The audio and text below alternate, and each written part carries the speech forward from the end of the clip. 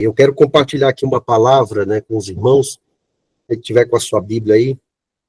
Evangelho segundo escreveu Lucas, capítulo de número 22, verso de número 31. Essa palavra, ela ficou muito marcada no meu coração. Há uns 2 meses atrás, né, essa palavra falou comigo, assim, de uma forma muito poderosa, e eu tomei posse, né, das palavras, eu tomei posse das pessoas que Deus usou, né, para falar comigo num momento bem difícil. E eu tenho certeza de que Deus, essa noite, também vai falar com cada um de nós novamente. E eu quero compartilhar Lucas, capítulo 22, a partir do verso de número 31. Hein? Lucas, capítulo 22, verso 31. Eu já quero dizer para você aqui, nada acontece sem que Deus avise antes para você que vai acontecer. É tão interessante, né, que nós temos esse cuidado de Deus para conosco. Deus cuida de nós, né? Em todos os detalhes, Deus, ele cuida de mim, ele cuida de você, né? E quando Deus, ele percebe, quando Deus, ele vê que nós não vamos suportar, né, algum tipo de situação ou algum tipo de problema que vamos ter que passar, se cumpre o que está escrito em Romanos, né? Ele está sentado à direita de Deus, intercedendo por nós. Então, Deus, ele é o nosso intercessor. Deus, ele clama por nós, né? Eu creio nisso, que Jesus está sempre conosco, né, para nos ajudar em todas as nossas dificuldades.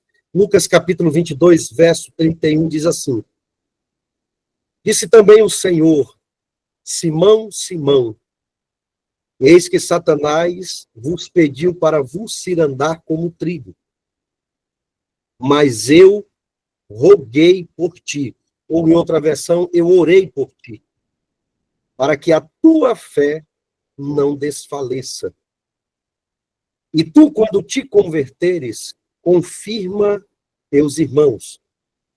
E ele lhe disse: Senhor, estou pronto a ir contigo até a prisão e a morte. Versículo 34, ele diz: Mas ele disse: Digo-te, Pedro, que não cantará hoje o galo, antes que 3 vezes negues que me conhece. Amém? Essa é a palavra que o Espírito do Senhor traz ao nosso coração essa noite, irmãos. Eu quero compartilhar dela aqui um pouco com a igreja, com os irmãos.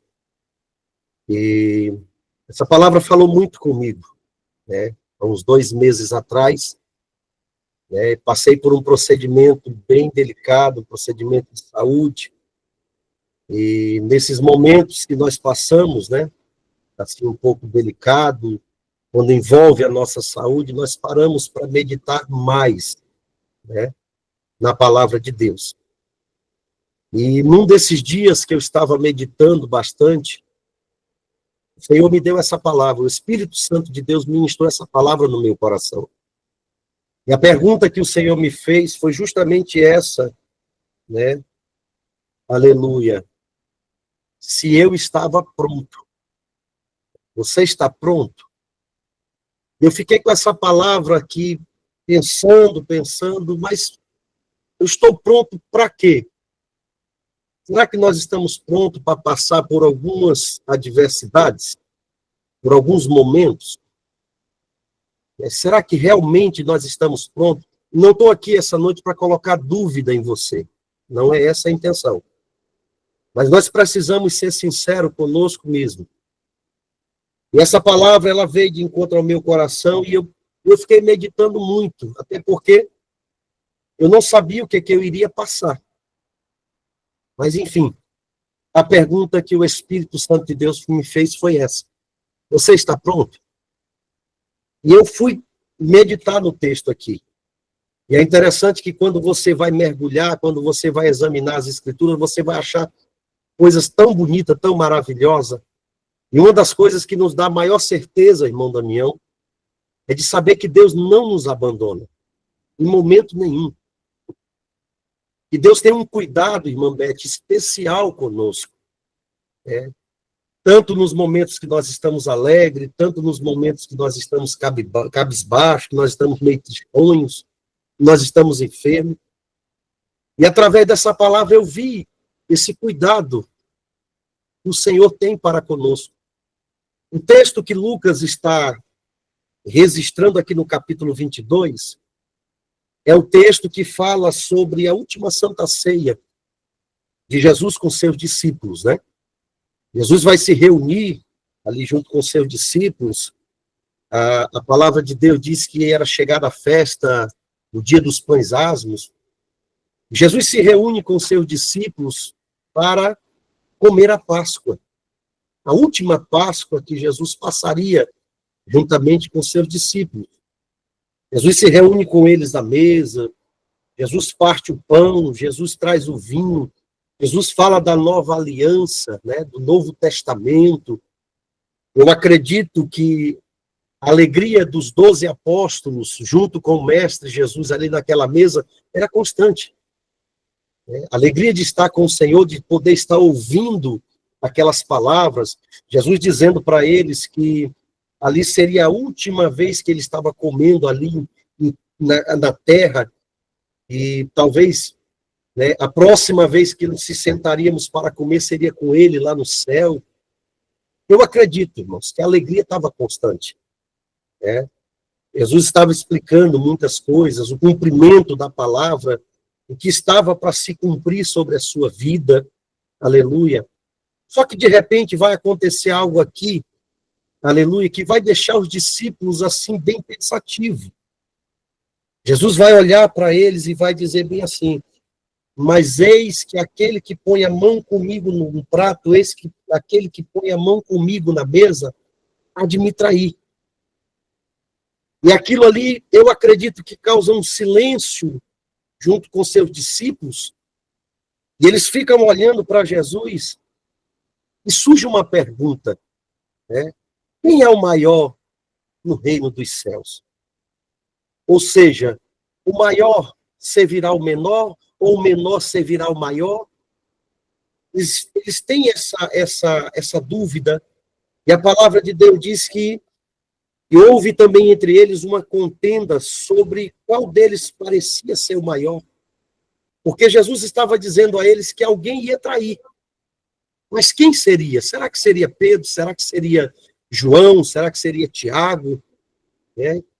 E eles começaram a olhar uns para os outros e perguntaram a Jesus quem seria.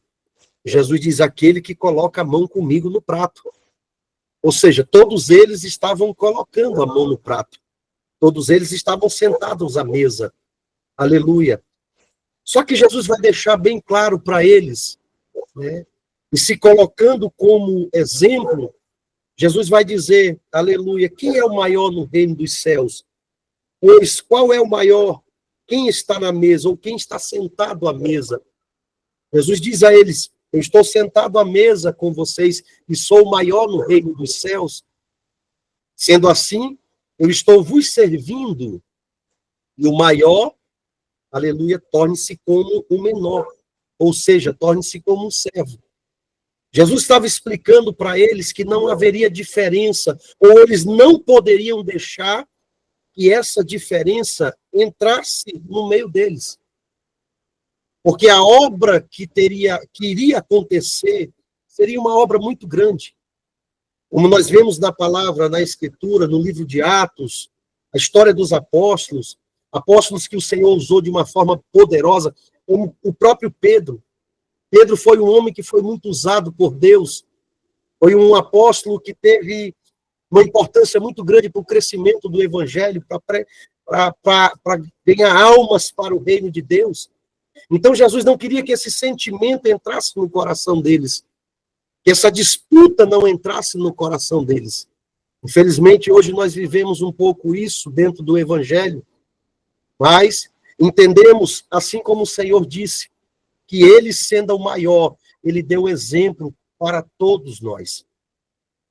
Acabado essa conversa, irmãos, Jesus sobe ao Monte das Oliveiras, junto com seus discípulos, para orar, porque estava chegando a hora. E eu fico aqui imaginando, irmão Damião, Jesus subindo ao Monte das Oliveiras juntamente com Pedro, e no meio do caminho em direção ao monte, Jesus olha para Pedro e vai dizer para Pedro bem assim: Hein, Pedro, Satanás hoje pediu para te cirandar. Satanás hoje pediu para te colocar à prova. Isso nos faz até lembrar, né, lá do livro de Jó, quando os filhos de Deus, né, vieram à presença de Deus, e a palavra de Deus diz que também veio Satanás, e o Senhor testemunhou de Jó para Satanás. Jesus está caminhando ali com Pedro, e está dizendo para Pedro: Pedro, Satanás pediu para cirandar você, como ciranda o trigo, como peneira o trigo. E o que me chama a atenção aqui é a resposta de Jesus para Pedro. E ele diz bem assim: mas eu orei por você. Eu intercedi por você. Aleluia. Para que a tua fé não desfaleça. Um Deus que é onisciente, que é onipotente, que é onipresente, um Deus que conhece todas as coisas, um Deus que nos conhece muito bem. E isso o salmista Davi, ele deixa isso bem claro no Salmo 139, quando ele diz que o Senhor nos sonda e nos conhece. O Senhor conhece o nosso deitar, o nosso levantar, conhece a intenção do nosso coração, conhece as nossas estruturas, conhece as nossas forças, conhece as nossas limitações. O Senhor sabe até onde nós aguentaríamos ir. O Senhor sabe até onde nós vamos conseguir suportar. Aleluia. E naquela ocasião, Jesus olha para Pedro e disse: mas eu orei por você. E se você pegar o livro, o Evangelho segundo escreveu João, me fugiu aqui um pouco a memória o versículo, mas lá no Evangelho segundo escreveu João, vai ter um capítulo que vai registrar Jesus orando pelos seus discípulos. Jesus orando, irmão Damião, pelos seus discípulos. Jesus orando e pedindo a Deus, Pai, que o Senhor guarde, que o Senhor cuide, que o Senhor, assim como o Senhor deu os discípulos na sua mão e ele estava retornando ao céu, que o Senhor pudesse continuar guardando eles aqui. E eu me lembro aqui, quando eu leio esse texto, eu me lembro de Jesus fazendo essa oração pelos seus discípulos. Jesus olhando para Pedro e dizendo: Pedro, eu orei por você. Eu intercedi por você. Deixa eu dizer uma coisa para você aqui, meu irmão, minha irmã, essa noite. Jesus ora por você. Jesus intercede por você. Isso está lá em Romanos. Romanos capítulo 8, a partir do verso de número 31.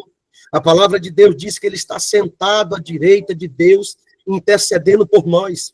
Se tem alguém que mais deseja que nós sejamos curados, que nós alcancemos vitória, que nós sejamos, aleluia, prósperos, não estou falando financeiro, mas espiritualmente. Se tem alguém, aleluia, que torce para que nós permanecemos firmes na presença de Deus em meio às nossas tempestades, esse alguém é Jesus. Ele está olhando para Pedro e está dizendo: eu orei por ti, eu roguei por ti, para que a tua fé não desfaleça. E logo em seguida ele vai dizer bem assim: e tu, quando te converteres, confirma aos teus irmãos. Jesus não estava dizendo que Pedro não era crente. Jesus não estava dizendo que Pedro, aleluia, não era um cristão, não era um servo. Jesus estava dizendo para ele bem assim: no momento, Pedro, você não está pronto. No momento, a tua fé, ela pode desfalecer com o que vai vir pela frente. Aleluia. Mas tem um porém. Quando você entender o tamanho do chamado que eu tenho contigo, quando você entender o tamanho do propósito, você vai confirmar isso para os teus irmãos. Você vai fortalecer os teus irmãos. Você vai testemunhar daquilo que eu vou fazer na tua vida. Aleluia. Preste atenção. Olha o que Pedro responde no verso 33. Pedro vai dizer para ele bem assim: e ele disse: Senhor, estou pronto a ir contigo até a morte e a prisão. No verso 34, Jesus vai dizer: mas ele disse: digo-te, Pedro, que não cantará o galo hoje, antes que 3 vezes tu negues que me conhece.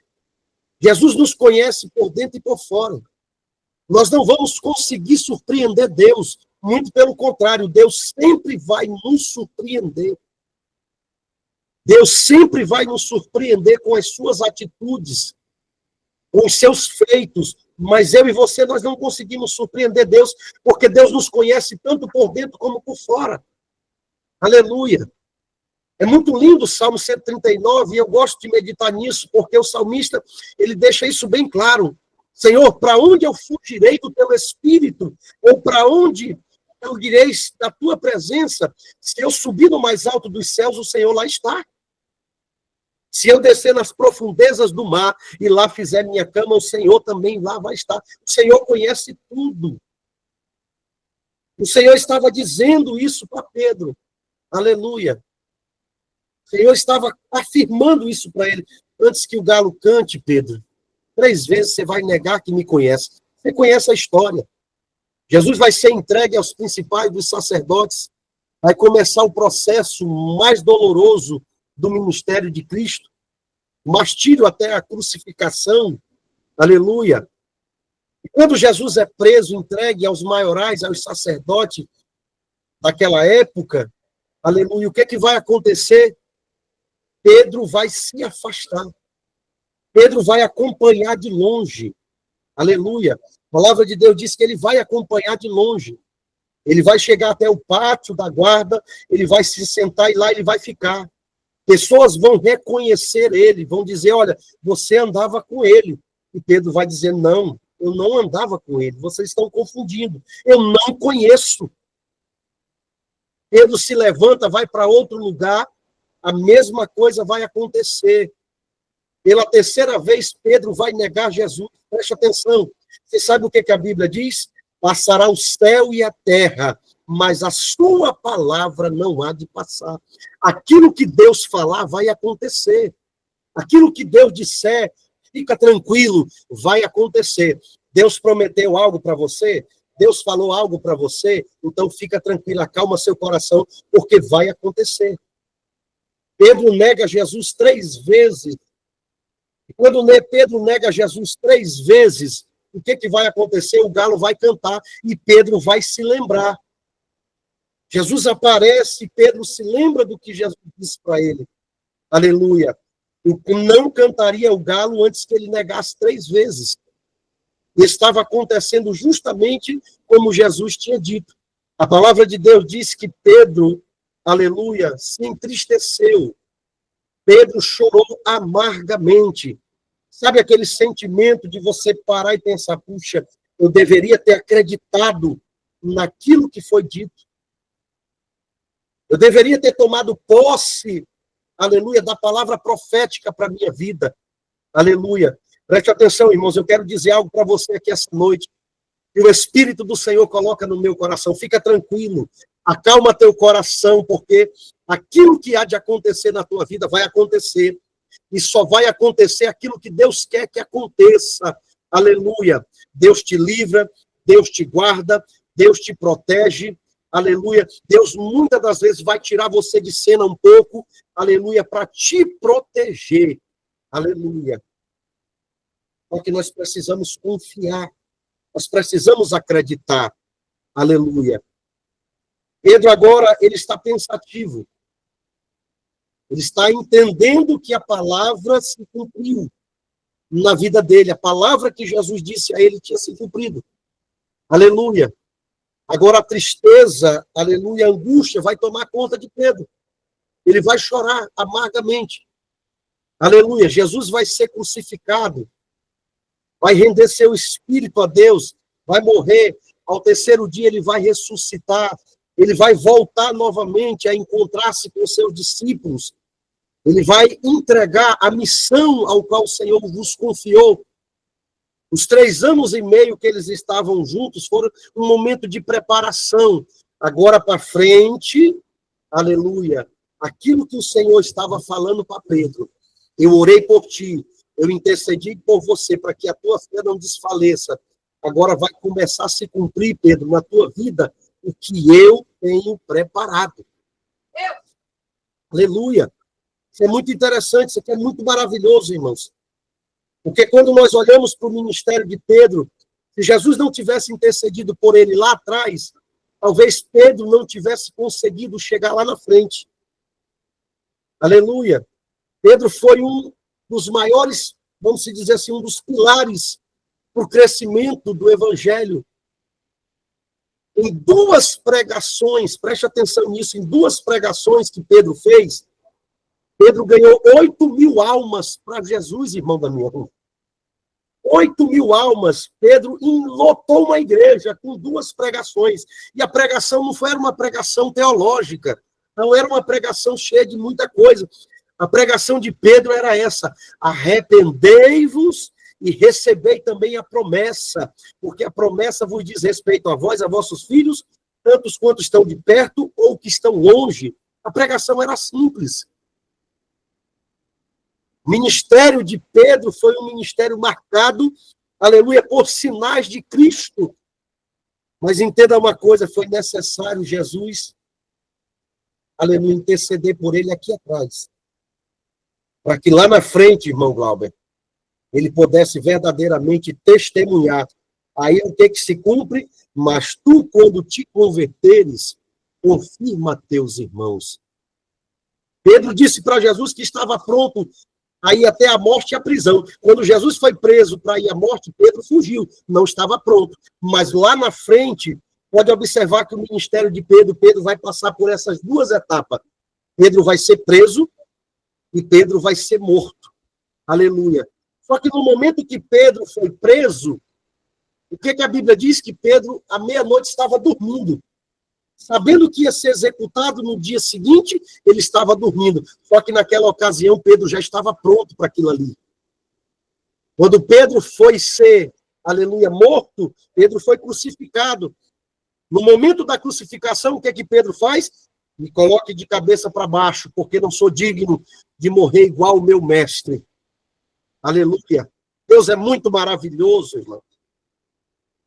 A palavra de Deus diz que a sombra de Pedro curava. Aleluia. Sabe o que eu quero que você entenda essa noite, irmãos? Deus tem coisas grandes. Deus chamou você para viver coisas grandes. Deus chamou para você para viver coisas maiores.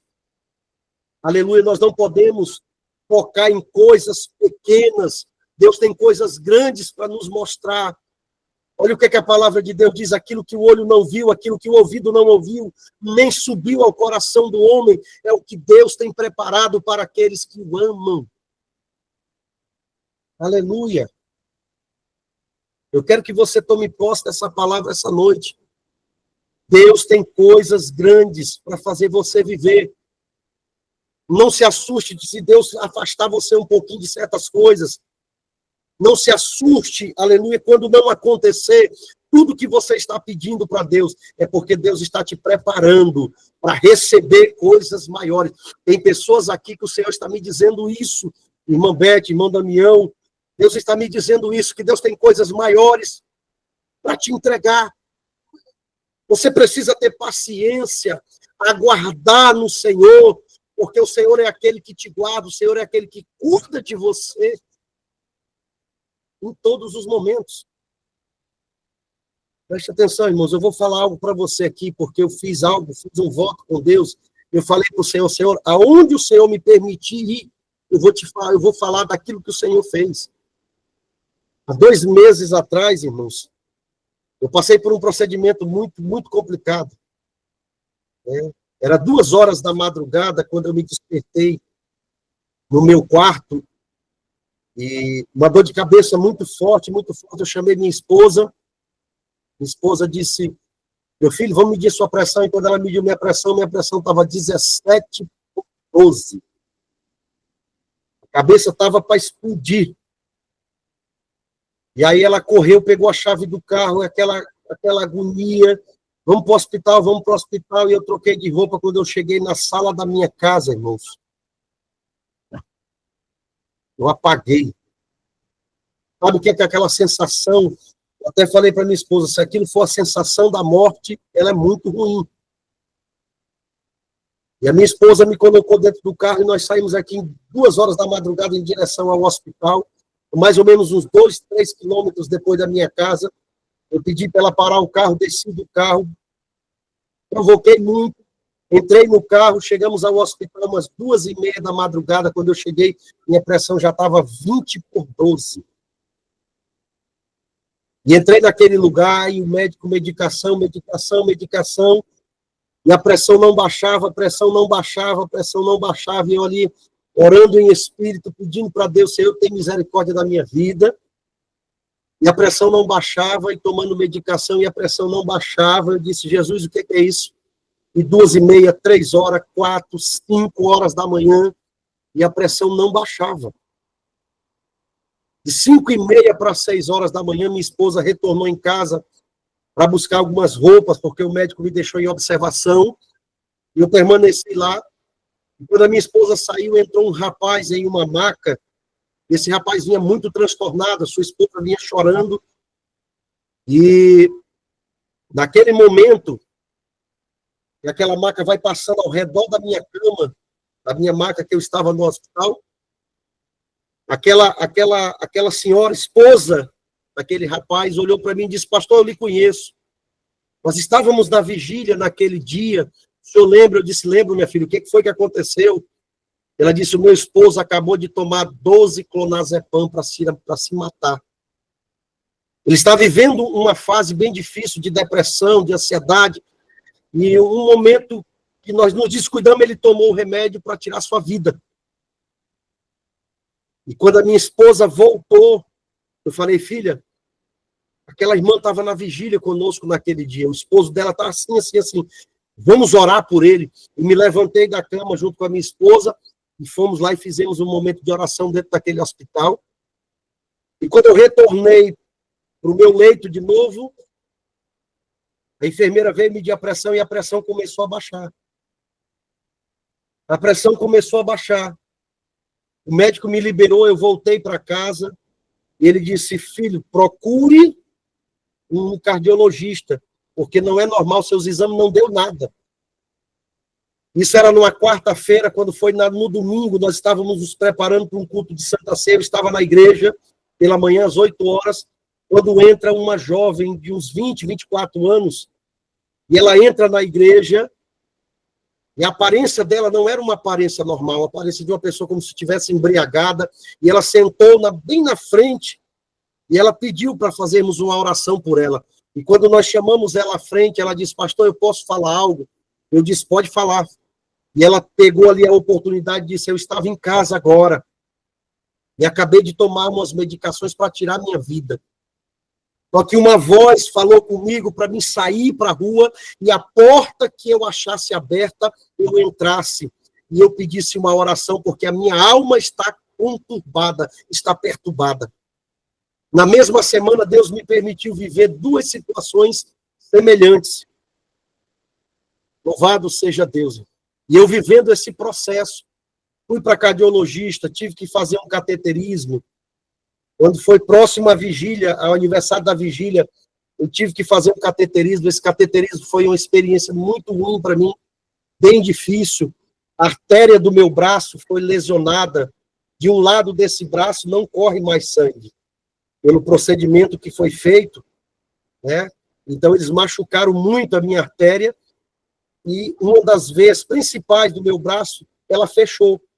Ela não corre mais sangue, né? Fizeram o procedimento pela minha perna, ainda estou puxando um pouco da perna, mas eu glorifico a Deus por isso. Também não deu nada no cateterismo.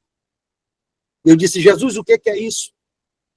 No cateterismo identificaram que as minhas veias são veias tortuosas. Esse num caracol é a mesma coisa que o médico disse que são as minhas veias. Elas são enroladas. Chamaram a minha esposa, mostraram para ela no vídeo, me deram um laudo. Eu tenho 2 laudos aqui em casa. O médico me encaminhou para um cardiovascular. Ele disse, possivelmente isso aí é caso cirúrgico. E o seu caso é um caso muito raro. Você pode ter nascido dessa forma. Nesse período, nós estávamos num propósito. Deus tinha falado ao meu coração há uns 3 meses atrás, para nós entrarmos numa campanha Derrubando o Gigante. Aqui tem irmãos que participou dessa campanha comigo na igreja. Foram 7 dias, nós orando todos os dias, buscando a Deus, e Deus derrubou muito gigante. Após o término da campanha, eu voltei num cardiovascular. É um médico de veias. E quando eu voltei no cardiovascular, fizemos todo tipo de exame. E quando a doutora pegou o meu exame, ela olhou assim e disse, eu acredito que o médico se confundiu. porque as suas veias estão todas aprumadas. Não tem uma veia sua torta. Eu disse, não, doutora, o médico não se confundiu. Foi o meu Jesus que me curou. Deixa eu dizer uma coisa para ti, irmão. Jesus cura.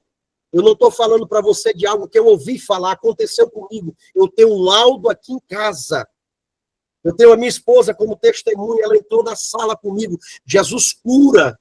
Jesus faz milagre, irmão Glauber. Jesus entra onde o homem não consegue entrar. Jesus faz aquilo que o homem não consegue fazer. Deixa eu dizer uma coisa para ti. Naquele momento eu não estava pronto. E Jesus falou para mim, você está pronto? Não, não está pronto. Mas eu vou contigo. Aleluia. Eu precisava contar isso aqui para você, irmãos. Eu peço até perdão se eu passei do horário, Glauber. Mas eu precisava contar isso aqui para você. Jesus cura hoje, irmão. Jesus faz milagre hoje. Jesus opera sinais e maravilhas. Jesus está vivo. O meu Jesus e o teu Jesus está vivo. Não te preocupa. Tira toda a ansiedade, toda a preocupação do teu coração. Jesus age no momento certo. Jesus entra no momento certo. Ele vai cumprir aquilo que ele te prometeu. Ele está intercedendo por nós. Aleluia. As veias estão todas aprumadas, irmão. Não tem uma veia torta. Eu digo, Jesus, tu é maravilhoso. Então, preste atenção. A obra... Vou falar aqui um refrão de um louvor que tem, que diz assim, quem começou a boa obra é fiel para terminar. Amém, queridos? Eu quero deixar essa palavra para o seu coração. Eu quero deixar essa palavra para você aqui essa noite. Eu quero lhe dizer, Jesus ainda é o mesmo, ontem, hoje e sempre. Jesus é o mesmo, ele não mudou. Jesus cura, Jesus batiza, Jesus liberta e Jesus salva. Amém, queridos? Que Deus em Cristo te abençoe.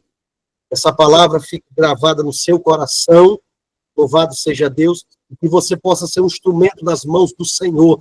Deixa Deus te usar. Tem pessoas aqui que Deus quer usar você. Deus quer usar a tua vida. Deus quer usar o teu testemunho. Deus quer que você fortaleça teus irmãos através da palavra. Que Deus em Cristo te abençoe, irmãos. Eu agradeço a oportunidade.